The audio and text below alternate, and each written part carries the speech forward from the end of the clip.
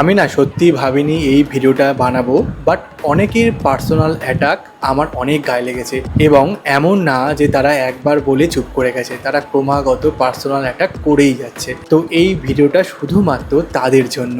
তোমরা সবাই জানো গতকাল 22 বছর বাদে ইস্টবেঙ্গল কাপ পেয়েছে এবং তা নিয়ে আমাদের মধ্যে উত্তেজনা চরমে।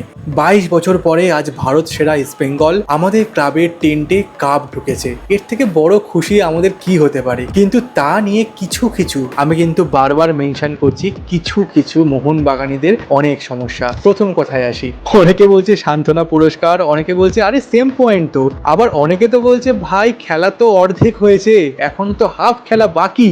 আচ্ছা বাবা, আমি তাদেরকে একটা কথা বলতে চাই, যদি খেলার ফলাফল অন্য হতো, ধরো ইস্টবেঙ্গল ড্র করলো আর ওদিকে মোহনবাগান জিতে গেল, যেটা হয়েছে, তাহলে কি তোমরা এটা বলতে?